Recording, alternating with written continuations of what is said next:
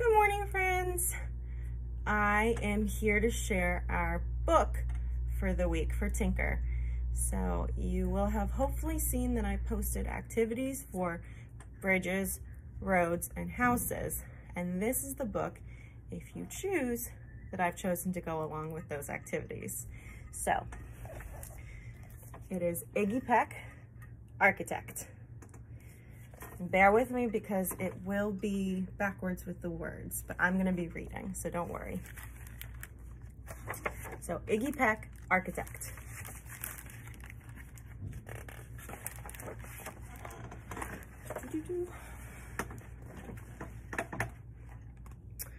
Young Iggy Peck is an architect and has been since he was 2, when he built a great tower in only an hour with nothing but diapers and glue. Oh my goodness. I think he needed to use one of those diapers. Good gracious Ignatius, his mother exclaimed. That's the coolest thing I've ever seen. But her smile faded fast as a light wind blew past, and she realized those diapers weren't clean. I noticed the story is rhyming. Seen, clean. On our other page, to glue.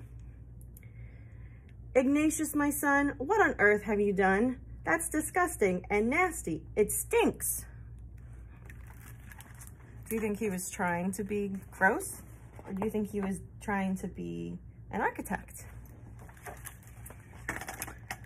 But Iggy was gone. He was out on the lawn using dirt clods to build a great sphinx.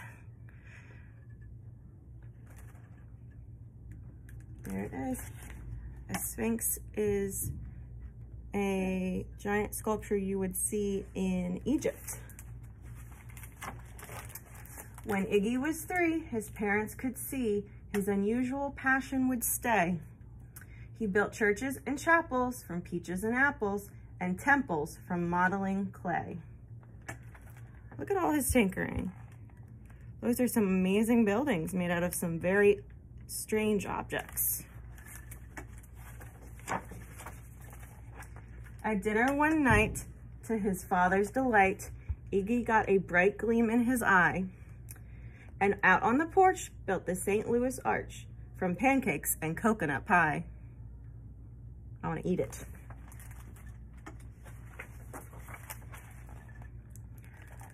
Dear Ig had it made until 2nd grade, when his teacher was Miss Lila Greer. On the very first day, she had this to say: "We do not talk of buildings in here." Well, that makes me sad. I wonder how that made Iggy feel. Gothic or Romanesque, I couldn't care less about buildings ancient or new. She said in her lecture about architecture that I had no place in grade 2. What do you think? I don't think that's true. That might seem severe, but she was sincere. For when she was no more than 7, she'd had a great fright at a dizzying height in a building so tall it scraped heaven. On an architect's tour of the 95th floor, young Lila got lost from the group.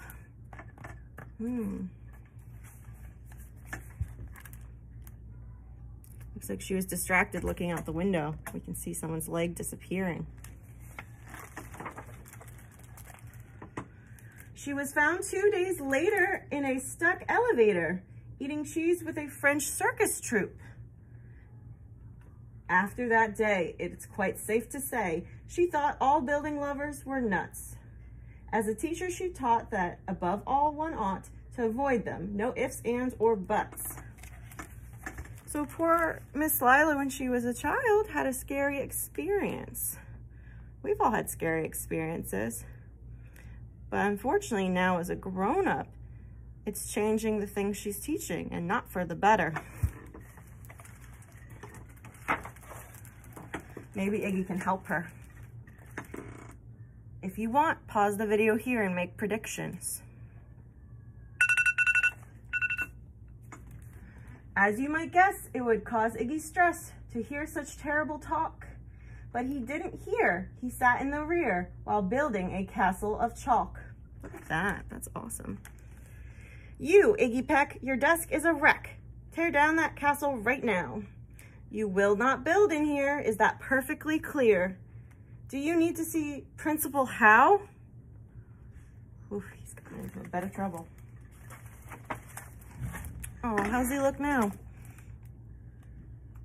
Yeah, I don't think he's very happy.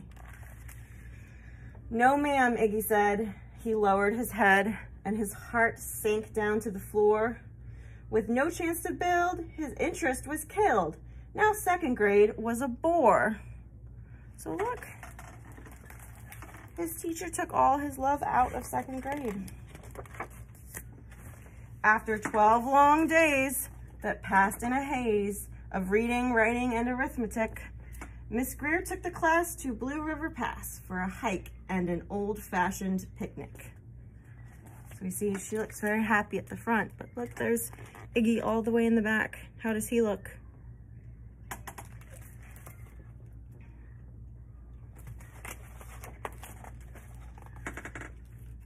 They crossed an old trestle to a small island nestled in the heart of a burbling stream. But they no sooner passed than the footbridge collapsed, and Miss Lila Greer started to scream. We're trapped here, oh my, alas, kids, goodbye.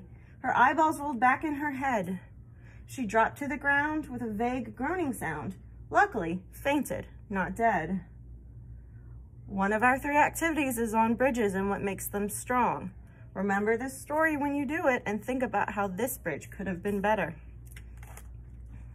It looks like now they need an architect. The class was amazed. They stood there quite dazed, uncertain of what they should do. But one bright young man was off hatching a plan, which started with Miss Lila's shoe. I think it's Peggy. What do you think he's going to do? Iggy Peck. Soon, each lad and lass there at Blue River Pass was working together as one. Look at them all working together. We do a lot of that here at Glen Elg.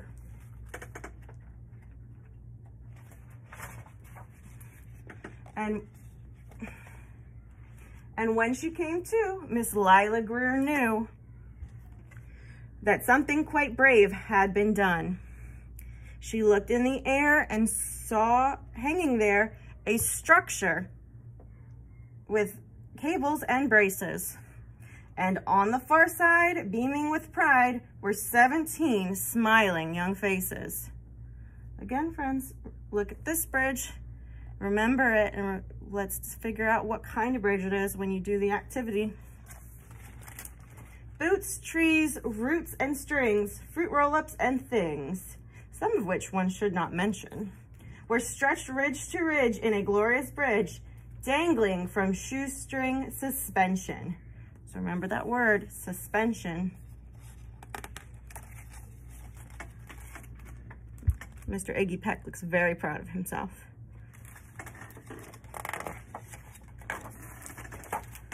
It all became clear to Miss Lila Greer as she crossed that bridge over the stream. There are worse things to do when you're in grade 2 than to spend your time building a dream.